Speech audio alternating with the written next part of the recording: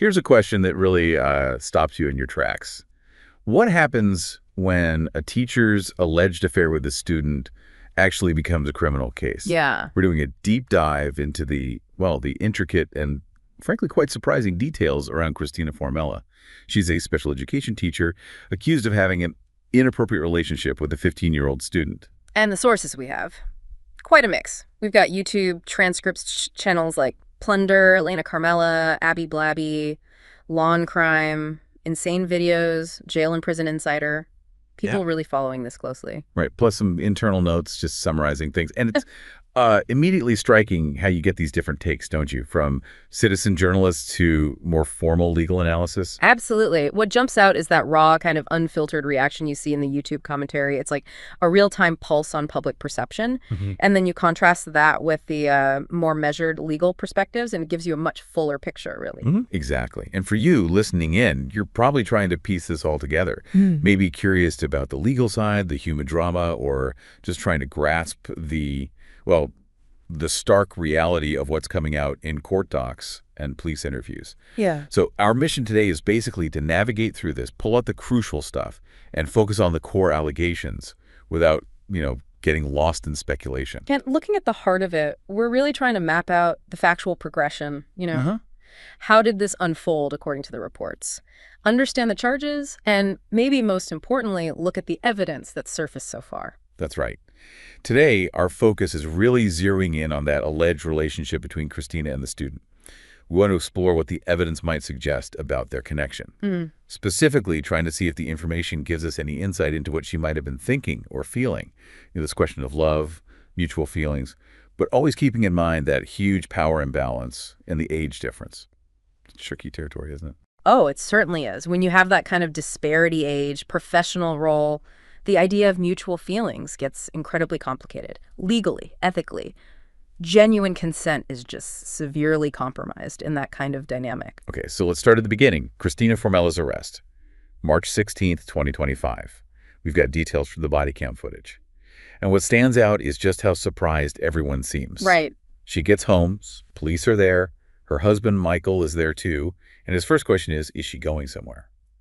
Which really suggests he had no idea, right? That moment, captured on body cam. It does paint a picture of a very unexpected intervention. His question strongly implies he was completely unaware of the arrest or the reasons for it. And Christina's own reaction, the notes mention hyperventilating, feeling like she's going to throw up. It clearly shows a lot of distress, a lot of fear right there. A very visceral reaction. Then you look at the YouTube commentary. A lot of focus on Michael Formella still being there, supporting her at later court appearances, especially since they only got married in August 2024. Right. And the alleged abuse started just months later or even slightly before, depending on the exact timeline from December 2023. Yeah, about 6 months after the alleged start date. So online commentators were definitely buzzing about his continued support, wondering what was going on there. That timeline is crucial. The closeness of the wedding to the alleged start of this relationship, plus his apparent surprise at the arrest. Yeah. It creates a really complex backdrop and definitely fuels that public speculation about what he knew or didn't know. Okay, moving to the legal side. The charges are serious. Felony criminal sexual assault and 2 counts of aggravated criminal sexual assault. The victim, a 15-year-old student at South Downers Grove High School, and she was his tutor and soccer coach. Positions of trust, that's central here. Absolutely. The nature of the charges really underscores how seriously the legal system views these situations. Teacher-student relationships, especially involving minors, and that aggravated element, it usually points to factors that make the crime more severe, like the victim's age or exactly the perpetrator's position of power. Then came her first court appearance, April 14th, 2025. She pleaded not guilty. Okay. Reports say she was there with her husband, her father-in-law, and her lawyers. Interestingly, the Plunder YouTube channel pointed out she seemed to have, put a lot of effort into her appearance, her makeup. Details the commentary picks up on. And the judge made a point of telling her she has to be at all future proceedings. Explain the whole trial in absentia thing, basically. The trial could happen without her if she doesn't show up. It really drives home how serious the court is taking this. Yeah. Insisting on personal appearances reinforces the gravity. And explaining trial in absentia, while standard, is a very clear message to the defendant. You need to be here for this process. And a potential time she's facing, the prosecution laid it out, For the criminal sexual assault, 4 to 15 years, and she'd have to serve 85% of that. Wow, that's significant. And then the 2 aggravated counts, also substantial penalties. One is for 15 years, 50% served. The other is 37 years, 50% served. These are potentially very long prison sentences. Those numbers reflect the really serious legal consequences for these charges in Illinois. The different percentages of time served are probably linked to specific classifications within the felony charges, severity levels. Now, let's get into the evidence, how this all came out. And this is where it gets, well, really compelling and very modern. Mm-hmm. The student got a new phone. His mother accessed his cloud account and found text messages between him and Christina. Right. It just shows how digital trails, often leave a clear record. Cloud storage means data can be retrieved even from a new device. And the messages themselves, pretty direct. The student calling her mama saying, "I love you so much, mama." Mm-hmm. And Christina replying with things like, "I love you so much, baby," and then explicitly, "I love having sex with you." Oof. The online commentary, as you can imagine, went wild over those pet names, mama and baby, and the open talk about sex. It seems to fly directly in the face of any idea. It was just, a mentorship or something platonic. That language, Yeah. It strongly indicates an intimate sexual relationship. Those terms of endearment, plus the explicit mention of sex. That's a powerful piece of evidence for the prosecution. Which brings us to Christina's own notes, also found on her phone. Now, this is interesting. Initially, she apparently told police these notes were just an outlet for her anxiety. Okay. And claimed any mention of sex in them was actually about her husband. Right. But her story then seems to have shifted. She later accused the student of hacking her phone, sending messages to himself to blackmail her, and claimed she knew nothing about these texts. That's quite a change, isn't it? That is a significant shift. Changing stories like that, especially about key evidence, it can definitely be viewed with skepticism in court. It raises questions about credibility. And the notes themselves. They offer this fascinating, though maybe self-serving, look into what she might have been thinking. Yeah. We have bits where she accuses the student of cheating. "You're so effing predictable and disgusting, shocker, you cheated on me with her." She also paints herself as the one trying to end it. "I initiated every single breakup only for you to end things, saying you couldn't get over it, you ruined us." And even accuses him of manipulation. "I warned you we should have never started dating a long, long, long effing time ago, and you gaslit me and convinced me it was fine every single time." So these notes, they really do provide a window into her perspective, her internal narrative of the relationship dynamics, accusations of cheating, gaslighting.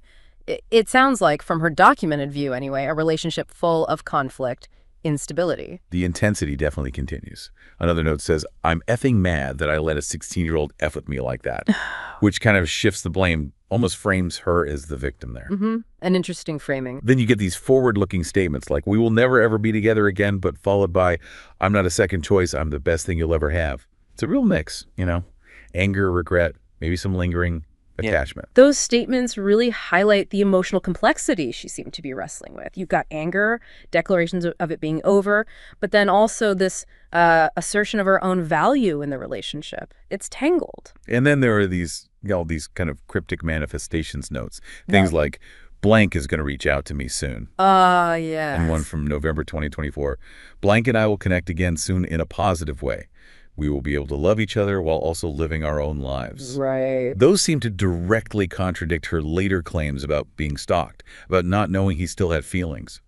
These notes suggest she wanted continued connection. Those manifestations notes are particularly revealing when you put them next to her defense narrative. Yeah. They imply this hope for reconciliation, a belief in a future connection, which really clashes with the story of being a victim of unwanted attention. Yeah, the contrast between her trying to paint herself as a victim and what's in her own notes, it's pretty stark. Really raises questions about her credibility and how she actually saw the relationship. Yeah. Indeed. Those discrepancies between what she allegedly told police and what she wrote privately, that's likely going to be a huge focus in court.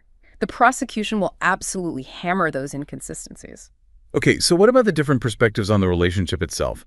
The student, reportedly, told police they had developed feelings for each other, which suggests, at least from his viewpoint, some kind of mutual emotional thing was going on. His statement does indicate he perceived mutual affection. But, and this is crucial, you have to remember the power dynamic, teacher-student, the age gap. What feels mutual to a 15-year-old in that situation can be heavily, heavily influenced by the adult's authority. But then you circle back to Christina's narrative. She was being stalked. He was obsessed because she was attractive. Right, that's her claim. Yet she also apparently admitted she knew the relationship was wrong but couldn't stop because she cared about him too much. That admission, it offers maybe a flicker of insight into her emotional state, even if it doesn't excuse anything. That admission is significant. It acknowledges she knew it was wrong, but also suggests a strong emotional connection, however misguided or, frankly, harmful it was. It hints at some internal conflict, yeah, but it doesn't lessen the legal or ethical implications one bit.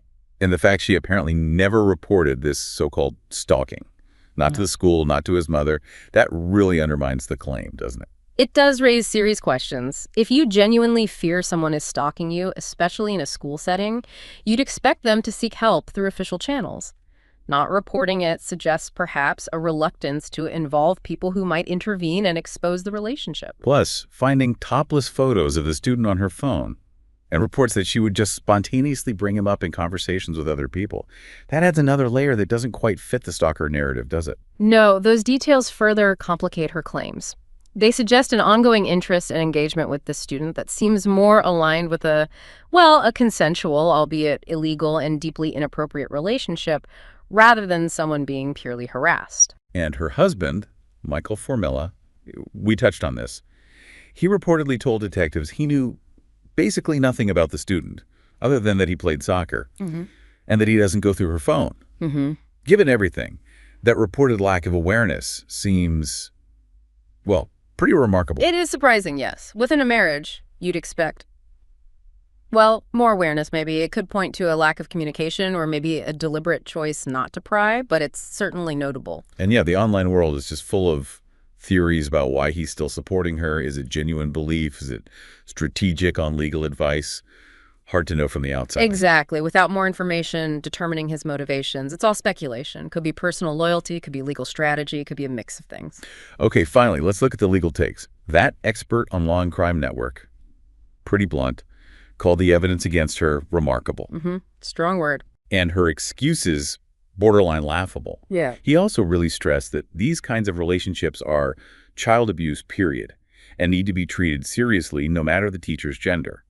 That legal viewpoint gives a critical frame here. That expert assessment really underscores the potential strength of the prosecution's case based on what's public. And calling it child abuse highlights the inherent vulnerability of the minor and the absolute breach of trust by the educator. That's fundamental. And maybe predictably, the defense objected to heavy media coverage. They cited harassment of Christina and her family, worries about tainting the jury pool. Standard concerns in high-profile cases. Right. And the prosecution actually had similar concerns. But for the victim, it's always that balancing act, isn't it? Public interest versus a fair trial for everyone involved. It is. Objecting to media coverage is a common legal tactic to try and protect the trial's fairness and shield people from overwhelming public scrutiny. So, wrapping this up, trying to pull it all together. Key takeaways. We've got these incredibly serious charges. We have Christina's conflicting stories and her own notes seeming to undermine her claims of being stalked or framed. And the legal analysis suggests it's an uphill battle for the defense. Yeah, the main themes are definitely the severity of it all, the inconsistencies in her narrative, and those massive legal and ethical red flags around teacher-student relationships. And back to that central question we started with, were they in love? Based on what we have, especially her own notes, it's really impossible to say definitively what her feelings truly were. Right. She expresses jealousy, anger, betrayal, even possessiveness. But does that equal healthy, genuine love, especially given the power imbalance, his age?